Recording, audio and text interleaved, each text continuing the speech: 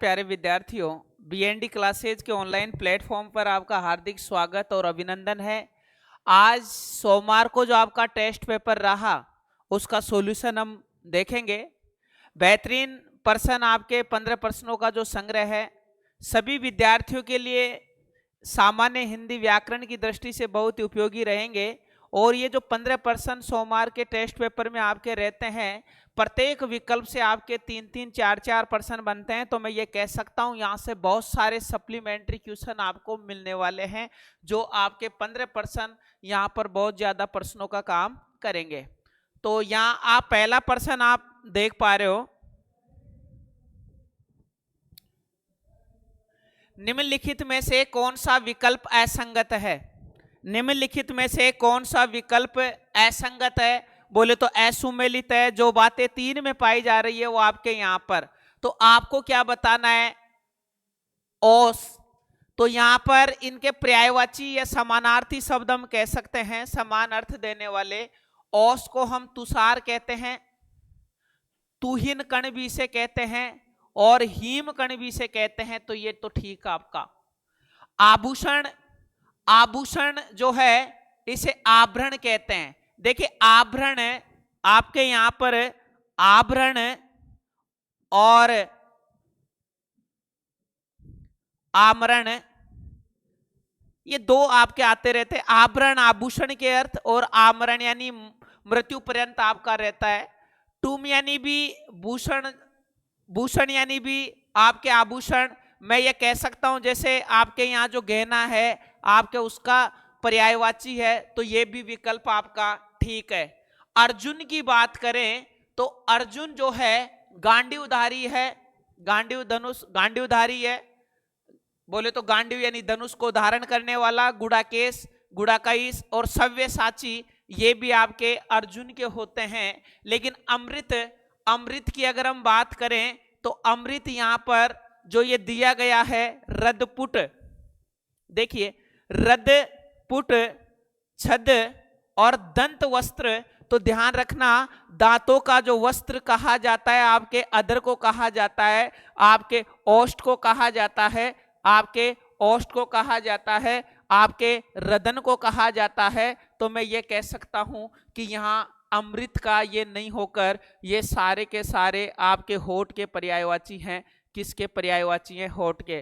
तो आपके ये जो विकल्प है ये असुमेलित है, असंगत है। तो आपका 4 नंबर का जो विकल्प है वो आपका आंसर रहेगा। नेक्स्ट प्रश्न संख्या 2 की अगर हम चर्चा करें तो निम्नलिखित में से कौन सा विकल्प असुमेलित है? यहां पर भी आपको देखिए प्रश्न की लैंग्वेज जो है उसको ध्यान में आपको रखना है। अव्ययभाव समास, तो यहां समास की दृष्टि से असुमेलित बताना है। अव्ययभाव तो हाथों हाथ, अभूतपूर्व और असमुद्र। देखिए अव्ययभाव समास क्या कहता है कि जिसमें एक पद अव्यय हो और एक पद आपका संज्ञा हो, वो अव्ययभाव समास होता है। इसमें पूर्व पद प्रधान होता है। इसमें क्या होता है? पूर्व पद क्या होता है? प्रधान होता है। तो ये आपके किसके अंतर्गत आता है? अव्ययभाव समास के अंतर्गत। देखिए इसी प्रश्न से आपके 2-3 प्रश्न आपके क्लियर हो रहे हैं कि जिस समास में एक पद अव्यय और एक पद संज्ञा शब्द हो तो वो अव्ययभाव समास कहलाता है। अव्ययभाव समास में कौन सा पद प्रधान होता है? तो अव्ययभाव समास में सदैव पूर्व पद प्रधान होता है, यह आपको मालूम होना चाहिए। अब देखिए नियम क्या कहता है। हाथों हाथ, तो हाथ ही हाथ में, हाथ ही हाथ में। अगर मैं यहां पर बात करूं हाथ ही हाथ में, देखिए यहां पर हाथ हाथ ये आपके संज्ञा शब्दों की पुनरावृत्ति हुई है। और मैंने पहले आपसे कहा था यदि संज्ञा शब्दों की पुनरावृत्ति हो तो वहां पर अव्ययभाव समास, और विशेषण शब्दों की अगर पुनरावृत्ति हो तो वहां पर आपका विशेषण समास होगा। तो यहां पर अव्यय है। उपसर्ग जो होते हैं वो भी अव्यय की भांति काम करते हैं। तो देखिए अ यानी नहीं, भूत यानी बीता हुआ। अगर मैं इसकी अगर चर्चा करूं, अ यानी नहीं, भूत यानी बीता हुआ, बीता हुआ। पूर्व यानी पहले, पूर्व यानी पहले। तो जो पहले कभी बीता हुआ नहीं है, जो पहले कभी गठित नहीं हुआ है, तो यह आपका वाक्यांश के लिए एक शब्द भी बन गया। पूर्व में जो गठित नहीं हुआ है उसे हम क्या कहते हैं? अभूतपूर्व। जो पहले ऐसा गठित नहीं हुआ है उसे हम क्या कहेंगे? अभूतपूर्व। तो यहां भी अ उपसर्ग लगा हुआ है तो अव्ययभाव समास है। और आ उपसर्ग जो है, आ का अर्थ होता है तक, और समुद्र तो हम कह सकते हैं समुद्र पर्यंत या तक आपका रहेगा। तो इसमें आपके अव्ययभाव समास, इसमें तीनों जो उदाहरण दिए हैं इन तीनों में अव्ययभाव समास है। बात करें मुंह तोड़, तो मुंह को तोड़ने वाला, मुंह तोड़ का आपका क्या बनेगा? मुंह को तोड़ने वाला है उसे हम क्या कहेंगे? मुंह तोड़। मुंह तोड़ हो चाहे दिल तोड़ हो, तो आपके मुंह को तोड़ने वाला मुंह तोड़। यहां पर को कर्मकारक तत्पुरुष समास। उसी प्रकार रंगमंच, तो आपका यहां पर रंग के लिए, रंग के लिए मंच, यहां पर संप्रदान आपके यहां पर रहेगा। और सुरकृत, इधर देखिए सुर द्वारा कृत। देखिए यहां पर आपको एक चीज वापस पुनः आपको याद दिला दूं मैं, ये जो सूर है ये आपके देवता के अर्थ में, इसका अर्थ क्या होता है? देवता। और ये जो सूर है इसका अर्थ होता है सूरदास, बोले तो अंधा। यहां पर सूर यानी अंधा, सूर यानी देवता, सूरदास के लिए ये आपका शब्द युग्म बनने वाला है। तो इसमें भी मुंह तोड़, मुंह को तोड़ने वाला, तत्पुरुष रंगमंच, रंग के लिए मंच, तत्पुरुष सुरकृत, तो सूर द्वारा बोले तो सूरदास द्वारा, कृत बोले तो रचित, इसमें भी है। नेक्स्ट 3 नंबर जो विकल्प है इसमें देखिए लाभ या अलाभ। अगर हम इसका संधि विच्छेद करें तो लाभ या अलाभ आपका होगा। तो विकल्प द्वंद्व समास, भला बुरा और बहु बेटी आदि, तो इसमें भी आपके द्वंद्व समास है। लेकिन देखिए जिस समास में एक पद संज्ञा, जिस समास में एक पद संख्या और एक पद आपके संज्ञा शब्द हो और समास विग्रह करने पर अंत में समूह या समार आए तो द्विगु होता है। लेकिन देखिए ब्रज वल्लभ, ब्रज यानी ब्रज का और वल्लभ यानी स्वामी, तो जो ब्रज का जो स्वामी है तो ये श्री कृष्ण जी के लिए आया है बहुब्री समास। सहस्त्र यानी हजार और अक्ष यानी अक्ष, बोले तो अक्षी, तो हजारों आंखें हैं जिसकी, तो हजारों आंख है वो इंद्र के अर्थ में आ रहा है यहाँ पर।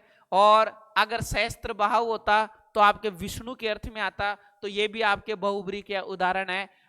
आपके यहां पर अगर हम इसका संधि विच्छेद करें, अन्य धनात्मक अंग, अन्य यानी बिना और अंग यानी शरीर के, बिना शरीर के जो है वो कामदेव को कहा जाता है। किसे कहा जाता है? कामदेव को कहा जाता है। तो ये तीनों के तीनों जो उदाहरण हैं आपके बहुब्री समास के हैं। तो 4 नंबर का जो विकल्प आपका यहां पर आंसर रहेगा। नेक्स्ट प्रश्न संख्या 3 की अगर हम चर्चा करें, निम्नलिखित में से किस विकल्प में स्वर संधि के उदाहरण नहीं है? ऐसा कौन सा विकल्प है जिसमें स्वर संधि का उदाहरण नहीं है? इसको देखिए आपके ऋण मंत्र, तो आप यहां रुक रहे हो, जहां रुक रहे हो इसका पहला वर्ण इसी का बन जाएगा। तीसरे और पांचवे को पहले में बदलना होता है। ऋक धनात्मक मंत्र, इसका मतलब व्यंजन संधि। यहां पर अगर हम बात करें श्रीमत धनात्मक नारायण, व्यंजन संधि।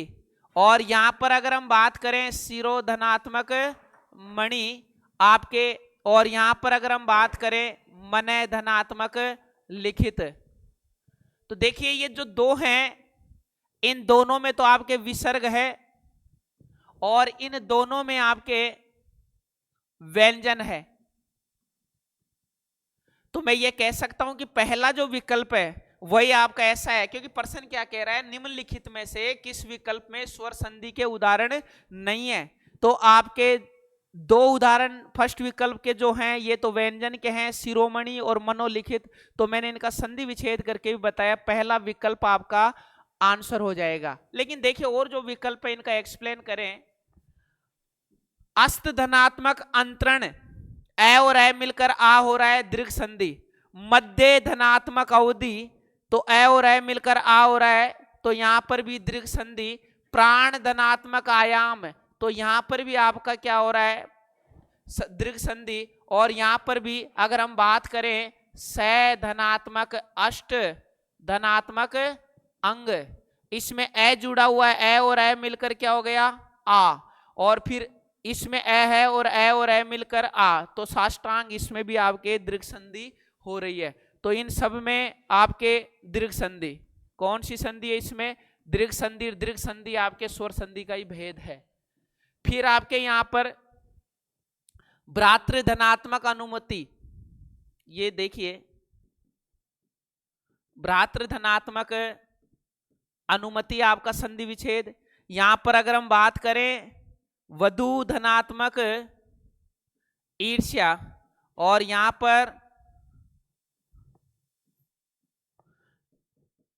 गति धनात्मक अनुसार, और अगर इसकी हम चर्चा करें वाणी धनात्मक औचित्य, तो ये सारे के सारे जो उदाहरण है आपके यण संधि के उदाहरण है। और यहां पर शुभ धनात्मक ऐसी, छात्र धनात्मक एकता, वसुधा धनात्मक एव, और राज धनात्मक ऐश्वर्य, आपका ये संधि विच्छेद रहेगा। तो 1 नंबर विकल्प आपका आंसर रहेगा, बाकी सब आपके सामने है। प्रश्न संख्या 4, बहुत ही अच्छा प्रश्न आपके बीच में है। निम्नलिखित में से किस विकल्प के में सभी शब्द शुद्ध है? आपको क्या देखना है, शुद्ध शब्द कौन सा विकल्प है। तो देखिए अगर अशुद्ध है तो उनका शुद्ध भी अपने को बताना है या आपको करना है। अहिल्या, अहल्या शुद्ध होता है। जागृत की अगर हम बात करें तो ये होता है। अमावस्या की अगर हम बात करें तो आपका अमावस्या आपका ये रहेगा। और अनाधिकार की बात करें तो अनधिकार आपका होता है, तो आपका ये अशुद्ध है चारों। उर्मी की अगर हम बात करें तो उर्मी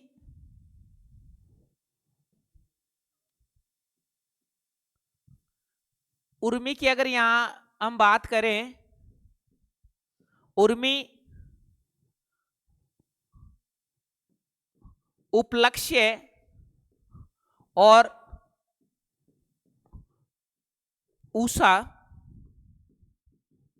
और खून, तो आपके ये शुद्ध रहेंगे, तो ये भी आपके क्या है, अशुद्ध है।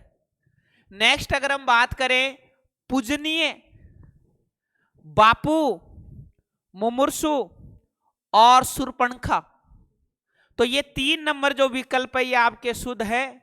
जबकि इसकी अगर हम बात करें तो हरिण आपका शुद्ध रहेगा, इधर सामुद्रिक आपका शुद्ध रहेगा, इधर आपके अक्षोहिणी आपका यहां पर ये शुद्ध रहने वाला है। और आपके अगर इसकी बात करें तो अतिशयोक्ति आपके ये शुद्ध रहेगा।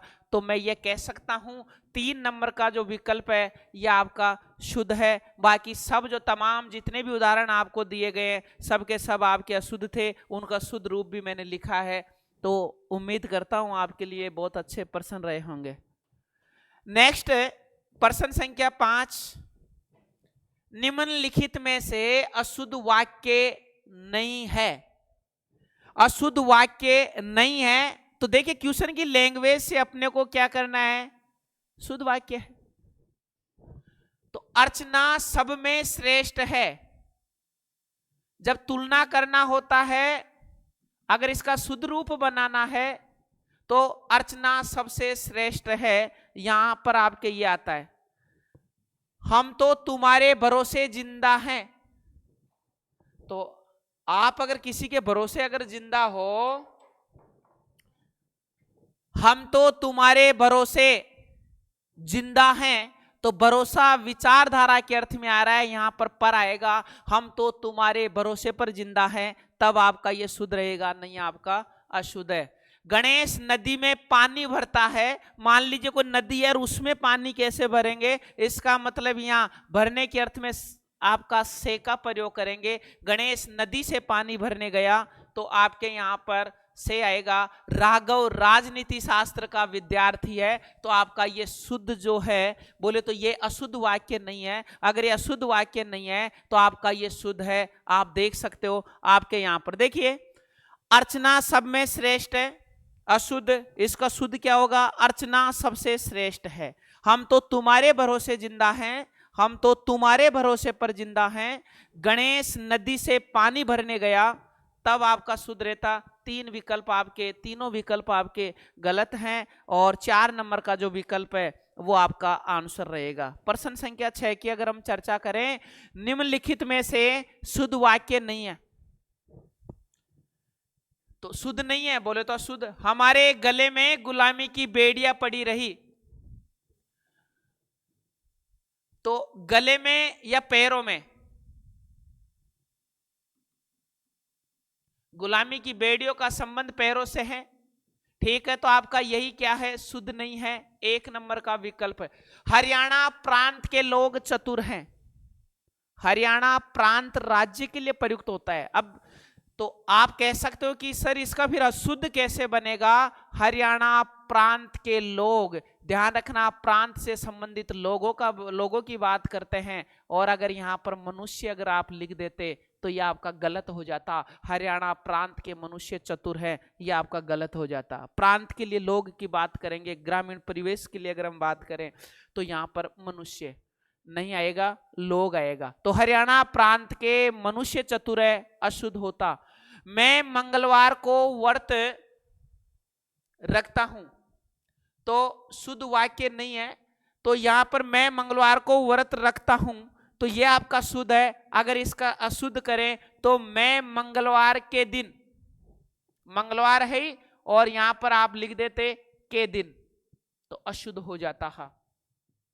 ये अच्छे लड़के हैं, तो ये अगर बहुवचन में है तो लड़के भी बहुवचन में है, तो यहां पर है भी आपके बहुवचन में है। और अगर यहां पर ऐसे होता ये अच्छे लड़के हैं तो आपका ये अशुद्ध हो जाता, ये आपके अशुद्ध हो जाते। तो आपके यहां पर जो रहने वाला है ये कौन सा रहेगा? आपका 1 नंबर का जो है आपका। मैंने यहां पर आपको ये भी बताया है कि इनमें शुद्ध कौन सा है, अशुद्ध कौन सा। अगर शुद्ध है तो उनका शुद्ध कैसे बनेगा ये आपको ध्यान रखना है। प्रांत कहीं पर भी आए, कोई जरूरी नहीं हरियाणा प्रांत ऑप्शन में आ रहा है, राजस्थान प्रांत और भी कोई प्रांत हो, प्रांत के लिए लोग शब्द प्रयुक्त होगा, न कि मनुष्य शब्द प्रयुक्त होगा, ये थोड़ा ध्यान रखना। और मंगलवार जो है वो ऑलरेडी एक दिन होता है, तो मंगलवार का दिन, अब कोई जरूरी नहीं एग्जाम में मंगलवार ही आए, मैं शनिवार के दिन और भी कुछ भी हो, तो शनिवार के दिन अगर वार दिया हुआ है उसके साथ में दिन शब्द का प्रयोग नहीं करेंगे, करेंगे तो अशुद्ध बन जाएगा। तो मैंने इनका शुद्ध बनाना भी आपको बताया है। नेक्स्ट प्रश्न संख्या 7, कौन से विकल्प में वाक्यांश के लिए एक शब्द आपको यहां पर बताना है? वाक्यांश के लिए असुमेलित है। लाभ की इच्छा उसे लिप्साई कहते हैं। लाभ कमाने की जो इच्छा रखता है उसे लिप्सा कहते हैं, और लाभ का इच्छुक जो है वो लिप्सु हो गया। भाई लिप्सु हो गया अगर लाभ का इच्छुक जो है। भाषण देने में जो चतुर है उसे क्या कहते हैं? वाग्मी कहते हैं। भाषण देने में जो चतुर है, निपुण है, उसे वाग्मी कहते हैं। ये भी आपका ठीक है। विष्णु का उपासक जो होता है, विष्णु का जो उपासक जो होता है वो ध्यान रखना वैष्णव होता है। कौन होता है? वैष्णव होता है। जबकि आपका यहां पर ये नहीं रहने वाला 3 नंबर, विदेशों से संबंधित जो है वो वैदेशिक होता है। अब आपके सवाल ये बनता है कि सर ये है क्या? देखिए सत्य यानी होता है 100, और अवधानी, अवधान का अर्थ होता है ध्यान या याद। तो 100 बातों को जो एक साथ याद कर लेता है, 100 बातों को जो एक साथ याद कर लेता है उसे कहते हैं सत अवधानी। अवधानी का अर्थ होता है याद रखना या रखने वाला या करने वाला। तो मैं ये कह सकता हूं इसका जो अर्थ निकलेगा कि 100 बातों का, आपका जो यहाँ वन वर्ड आपका जो है शतावधानी, इसका अर्थ होगा 100 बातों को जो एक साथ याद करने की क्षमता रखता है उसे शतावधानी कहते हैं। जबकि विष्णु का जो उपासक है उसे वैष्णव कहते हैं, और शिव का जो उपासक है उसे हम क्या कहते हैं, सेव कहते हैं, उसे हम क्या कहते हैं, सेव कहते हैं। ठीक है, इसमें भी ए प्रत्यय लगा हुआ है। विष्णु में कौन सा प्रत्यय लगा हुआ है, ए प्रत्यय लगा हुआ है, और इसमें भी शिव में आपका कौन सा लगा हुआ है, ए प्रत्यय आपका लगा हुआ है। तो मैं ये कह सकता हूं विष्णु धनात्मक ए। ठीक है, आप ये देख सकते हो यहां पर वैष्णव में कौन सा प्रत्यय है, आपके ए प्रत्यय है, तो आपका ये सॉल्यूशन प्रश्न संख्या 7 का रहा। नेक्स्ट, ये एक ऐसा प्रश्न जो आपको कहीं ना कहीं पीड़ा देने वाला है, जिसका मूल्य हैसियत से अधिक हो। वाक्यांश के लिए उपयुक्त शब्द है। पहले दो चीजें हम देख लेते हैं। आपने आज तक पढ़ा है, एक तो मूल्य, मूल्य यानी कीमत, एक आपने पढ़ा है बहुमूल्य।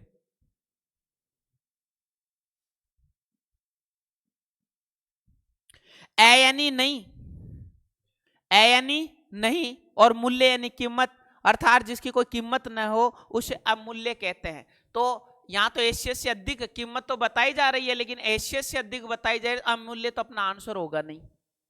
अब आ जाइए, जिसका मूल्य बहुत हो लेकिन उचित हो, जिसका मूल्य अधिक हो, बहु यानी बहुत और मूल्य यानी कीमत। जिसकी कीमत अधिक हो उसे बहुमूल्य कहते हैं लेकिन उचित भी हो।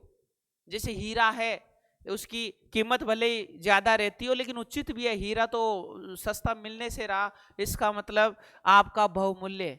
लेकिन एक ऐसा मूल्य जिसको अदा करने की हमारी हैसियत नहीं है तो हमारे लिए तो बुरा मूल्य हुआ। इसका मतलब ये आपका जो रहेगा, यहीं से पता चल जाएगा कि किन किन लोगों ने यहाँ पर अपने आप को शहीद किया है। शहीद तो अपने आप थोड़ी करोगे, है कि नहीं है?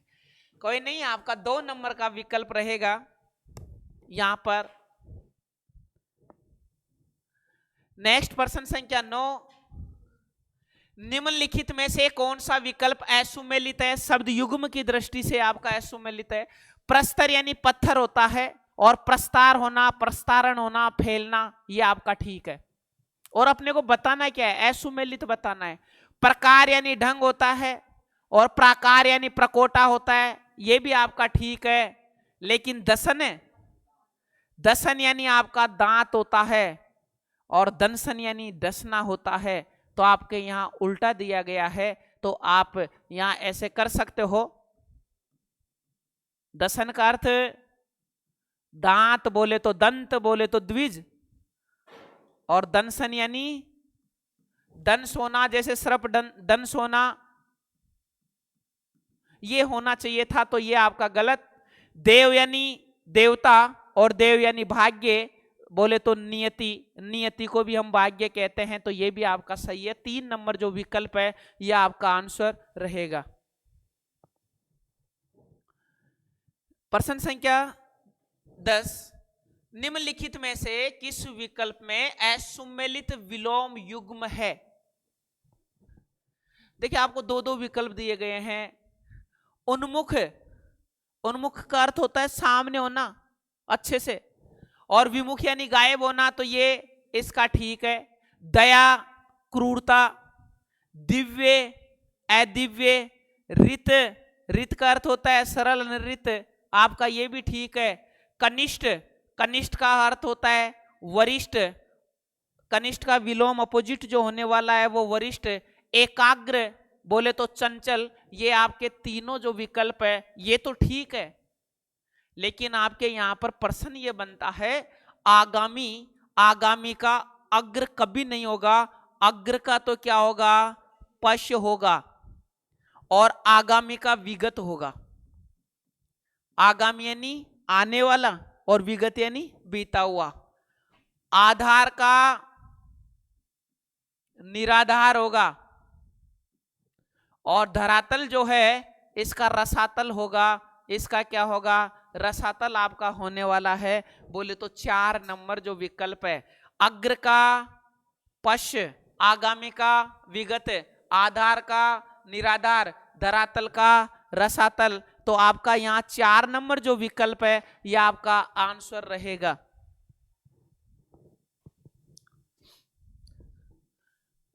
पारिभाषिक शब्दावली की दृष्टि से असुमेलित विकल्प है एंडोरेस समर्थन करना, बोले तो प्रश्नांकन करना, एलिजिबल यानी पात्र, एग्जिट यानी निर्गम, और एक्स ऑफिशियो का अर्थ होता है पदेन। क्या होता है? पदेन होता है। जब एक व्यक्ति एक से अधिक पदों पर, अगर संवैधानिक पदों पर काम, पदेन यहां पर आने वाला है, लेकिन यहां पर एक पक्षी आपका नहीं रहेगा, तो आपका एक पक्ष एक अर्थ में यह आने वाला है। तो 4 नंबर जो विकल्प है यह आपका आंसर रहेगा। प्रश्न संख्या 12, उपसर्ग की दृष्टि से असुमेलित विकल्प है। देखिए वी उपसर्ग है, यहां पर वी धनात्मक आप्त, तो इसमें तो है वी धनात्मक अव धनात्मक हार, तो इसमें भी वी उपसर्ग है, और इधर वी धनात्मक ज्ञान, बोले तो ये तो है, सही है। यहां पर तो ये तो अन यहां पर है, अन यानी ये, लेकिन ध्यान रखना यहां पर अगर हम बात करें अन्य धनात्मक अधिकार, अन यानी बिना, और अधिकार यानी अधिकार के, और इधर अगर हम बात करें तो अन्य धनात्मक इच्छा, इसका मतलब यहां पर ये संस्कृत वाला अन आएगा, न कि ये। तो इसमें एक में तो अन आ रहा है, लेकिन असुमेलित है, 2 में नहीं आ रहा है, तो आपका ये रहेगा। यहां पर थोड़ा प्रश्न आपको घुमाकर, भाई अन आ रहा है तो फिर आ ही रहा होगा सब में। देखिए उपसर्ग का अर्थ ये होता है कि शब्द जो मूल है वो निकल कर आना चाहिए। अन पड में लगा हुआ है, लेकिन अन को अगर यहां माने तो दिकार क्या होता है, तो ये कोई शब्द नहीं होता है। अनु है, अनु है, अनु है, शासन शब्द में अनु, मान शब्द में, वाद में। उसी प्रकार प्रति धनात्मक एक, प्रतिदिन, प्रत्येक दिन, और यहां पर प्रति धनात्मक आशा, यहां पर अगर हम बात करें तो इनमें यण संधि है और प्रति उपसर्ग है, अव्ययभाव समास है, ये तो आपके 2 नंबर का विकल्प आपका आंसर रहेगा। प्रश्न संख्या 13, भाववाचक तदित प्रत्यय युक्त शब्द नहीं है। भाववाचक तदित प्रत्यय, तो देखिए प्रत्यय के प्रकारों में हमने पहले भी चर्चा की, हमेशा करते रहते हैं। भाववाचक तदित प्रत्यय के 2 भेद होते हैं, कृत प्रत्यय और तदित प्रत्यय। क्रिया के साथ में अगर कोई प्रत्यय लगे और संज्ञा, सर्वनाम और विशेषण शब्दों के साथ में अगर कोई प्रत्यय प्रयुक्त होता है तो तदित प्रत्यय क्रिया के साथ में।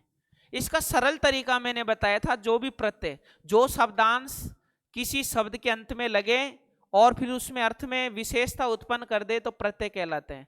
तो प्रत्ययों के लिए क्या करना, मूल शब्द को रख लेना, जो प्रत्यय उसको हटा देना, फिर उसमें ना लगाकर देखना, अगर क्रिया बन जाए तो कृत में डाल देना, नहीं तो फिर आपका तदित में रहेगा। लघु, चतुर, और यहां कवि में यह लगा हुआ है,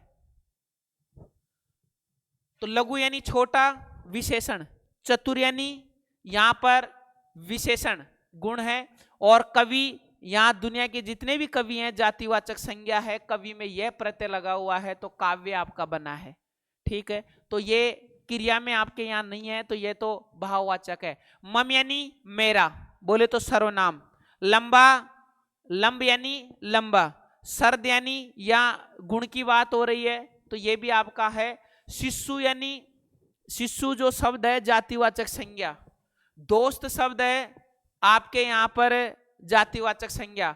मानव शब्द भी आपके यहां पर है, तो इसमें आपके लगा हुआ है। लेकिन देखिए इसमें अंत प्रत्यय है, इसमें आई प्रत्यय है, और इसमें आवट प्रत्यय है। इधर देखिए लिपटना, तो लिपटना एक क्रिया है, लड़ना क्रिया है, रुकना क्रिया है, तो ये सारे के सारे क्रिया से निर्मित है। ये तीनों जो विकल्प संख्या 4 जो है उसके तीनों जो आपके शब्द हैं वो क्रिया से निर्मित हैं। इसका मतलब यहां पर आपका कृत भाववाचक प्रत्यय होगा। ठीक है, तो 4 नंबर विकल्प आपका आंसर रहेगा। आपके इस सोमवार को जो टेस्ट रहा, इसका जो 14 नंबर का जो प्रश्न है वो भी देख सकते हो आप। मुहावरे की दृष्टि से असुमेलित विकल्प है रंग बदलना, परिवर्तन होना। अगर आपका रंग बदल रहा है तो आप परिवर्तन होना आपका यहां पर रहेगा, जबकि रंग जमाना, प्रभावित करना, बोले तो प्रभाव उत्पन्न करना। जैसे वो आता है ना व्यक्ति के लिए कि उसने तो महफिल में आके रंग ही जमा दिया, बोले तो सबको क्या कर दिया, अट्रैक्टिव कर दिया, बोले तो प्रभावित कर दिया, सबको इफेक्टिव उन्होंने किया। लेकिन रंग बदलना, अब तो उसके रंग बदल गया, बोले तो उसमें परिवर्तन आ चुका है। तो रंग बदलना, इधर देखिए, प्रभाव उत्पन्न करना, इसका तो अर्थ होगा रंग जमाना, और रंग बदलना इसका होगा परिवर्तन होना। तो मैं ये कह सकता हूं 1 नंबर का विकल्प आपका ठीक रहेगा।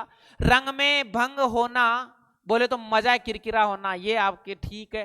फूंक मारना, जैसे कहते हैं ना उसके कान में फूंक मार दे, बोले तो भड़काना, ये आपका ठीक है। और फूंक देना, मैंने उसको फूंक से बोले तो उड़ा दिया, तो ये भी आपका ठीक है। 1 नंबर जो विकल्प है ये आपका आंसर रहेगा। नेक्स्ट और लास्ट जो प्रश्न है आपके, बनिया मीत न वेश्या सती।